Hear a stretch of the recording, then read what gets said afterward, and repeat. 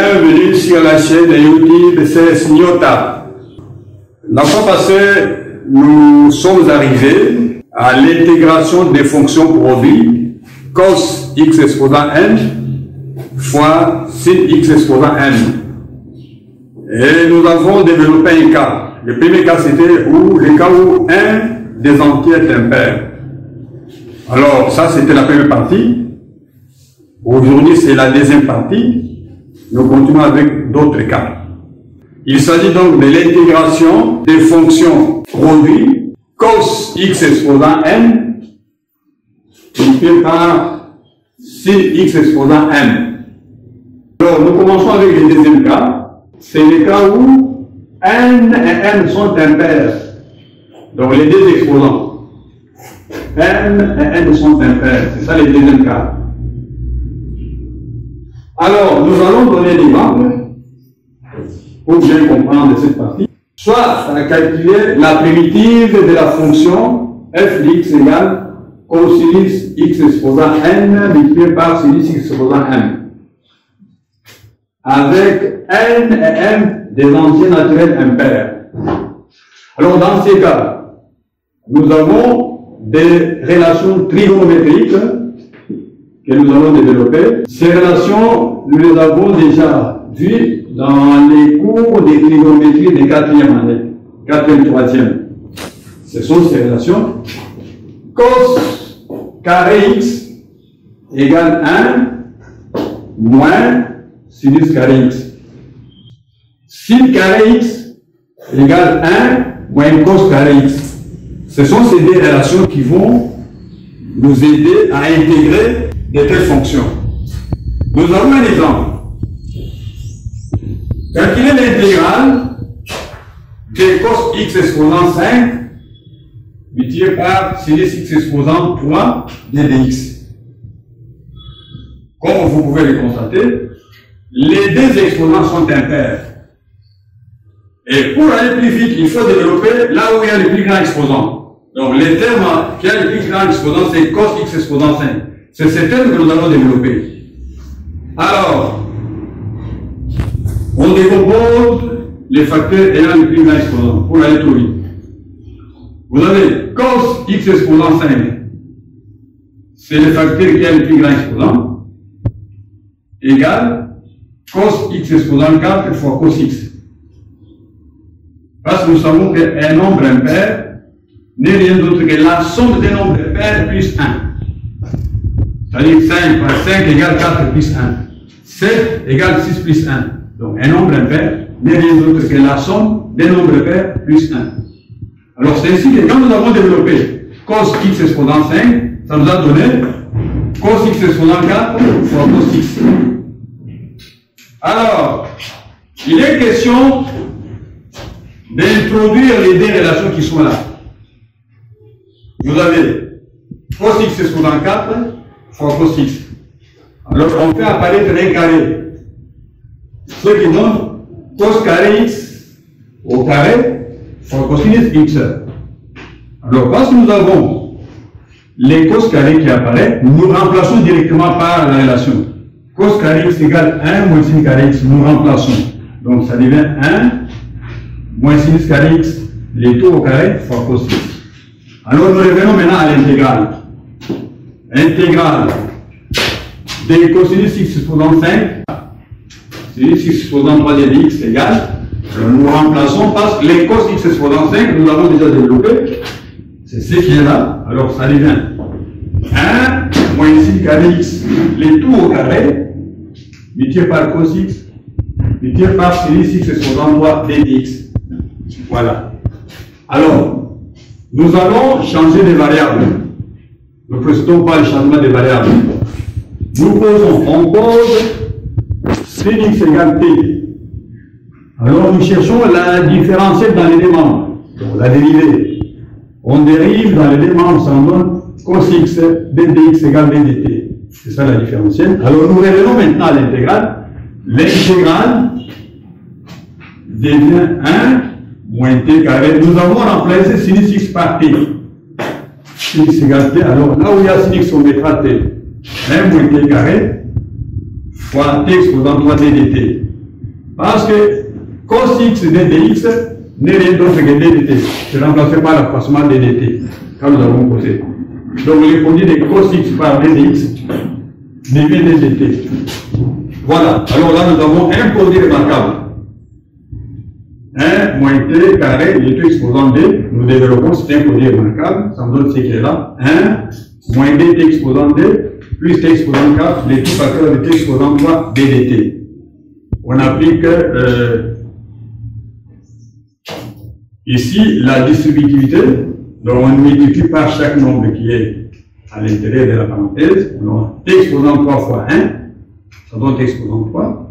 T exposant 3 multiplié par moins dt carré, ça donne moins t exposant 5. T exposant 3 fois t exposant 4, ça donne t exposant 7 ddt.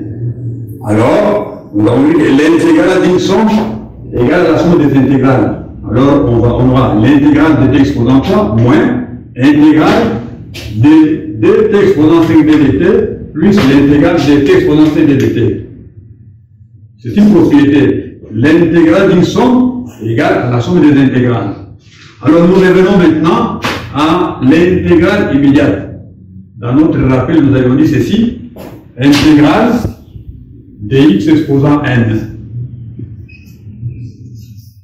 dx égale x exposant n plus 1 sur n plus 1 plus la constante. Donc c'est cela qui permet d'intégrer ça. Alors l'intégrale de t exposant 3, ça donne t exposant 4 sur 4 moins 2 t exposant 6 sur 6 plus t exposant x sur 8 plus la constante. Alors là, la variable t était considérée comme sinus x. Alors nous remplaçons et ça nous donne sinus x exposant 4 de tout divisé par 4 moins sinus x exposant 6 divisé par 3 plus sinus x exposant 8 divisé par 8 plus la constante. Donc c'est ça la réponse que nous appelons la primitive. Donc, lorsqu'on intègre, la réponse trouvée est appelée la primitive.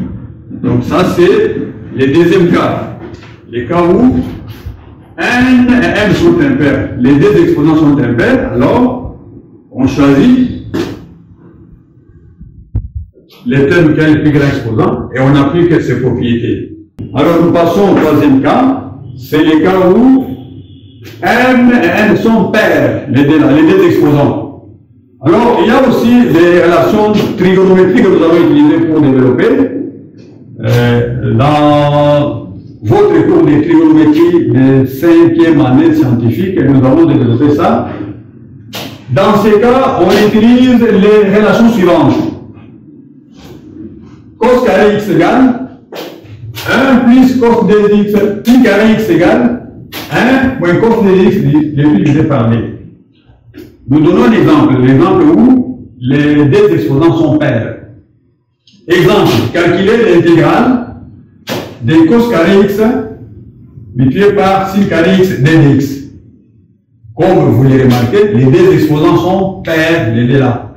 Alors en ce moment-là, nous sommes au troisième cas. Intégrale de cos carré x fois sin carré x dx égale, nous remplaçons directement. Cos carré x sera remplacé par la relation qui est là. Nous remplaçons. Sin carré x, mêmement, donc l'autre relation. Et là, on développe. Vous avez l'identité a plus b, facteur de a moins b. On peut développer, ça donne a carré moins b carré. Alors, ça donne intégrale de 1 moins cos carré 2x, les tout sur 4 dx. Donc, c'est la multiplication d'une fraction par une fraction, les numérateurs entre eux, c'est ce que nous avons fait. Et vous avez l'intégrale de 1 moins cos 2x au carré, de tout sur 4 dx. Alors, nous revenons au principe fondamental.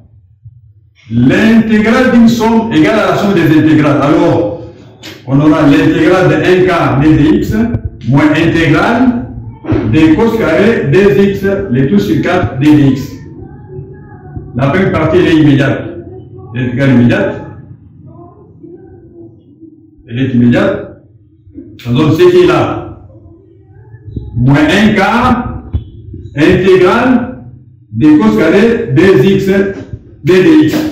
Alors, nous montrons là-bas, ça devient 1 quart x moins 1 quart intégrale des cos carré des x dx. Là, nous revenons à une identité rapide et simple pour intégrer facilement. Nous savons que cos carré x égale 1 plus cos dx sur d. Alors, cos carré dx devient 1 plus cos 4x sur d.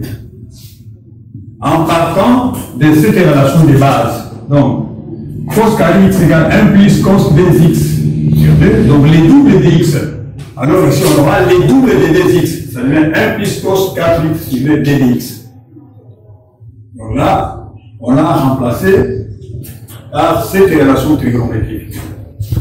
Alors, ça va donner 1 quart x moins 1 quart. Alors, l'intégrale d'une somme égale à la somme des intégrales. Donc, ça devient la somme intégrale de 1 demi de dx plus intégrale des cosinus 4x sur d dx. Ça devient une somme. L'intégrale d'une somme est égale à la somme des intégrales. Alors, égale 1 quart x moins 1 quart. Alors, ça devient immédiate, l'intégrale immédiate. 1 demi x plus 4x plus la constante. Ça, c'est une intégrale immédiate. Nous savons très bien que l'intégrale des cos, je donne la relation, cos ax plus b dx égale 1 sur a sinus ax plus b plus c. Nous avons cela, nous avons déjà donné ça dans les notes. Vous vous rappelez de cette relation-là. C'est cela qui permet de calculer l'intégrale des cos 4x sur d dx. Alors, nous appliquons la relation. Les demi c'est une constante, ça sort, et ça va donner 1 quart sur 4x, plus la constante. Alors maintenant, nous allons multiplier 1 quart par tout ce qui est dans la parenthèse là. On aura 1 quart x moins 1 huitième x moins 1 sur 32 sur 4x plus la constante. Parce que vous avez 1 demi fois 1 quart égale 1 huitième. 1 huitième fois moins 1 quart égale moins 1 sur 32. C'est ce qui est là. Moins 1 sur 32 sur 4x plus la constante. Alors il y a deux termes semblables. Ces termes sont semblables. Alors on peut ramener au même dénominateur. Nous ramenons ça au même dénominateur. Les deux termes là, nous les ramenons au même dénominateur. Les combien de dénominateur c'est 8. 8 divisé par 4 égale 2. 2 fois 1 égale 2. Ça sera 2x moins x moins 1 sur 32 sinus 4 plus la constante. Alors, 2x moins x égale x. Ça donne x sur 8 moins 1 sur 32 sinus 4 plus la constante. Et c'est ça donc la réponse trouvée, c'est ce que nous appelons la primitive. Alors, nous venons d'étudier les trois cas. Le premier cas, c'était le cas où un des entiers est impair.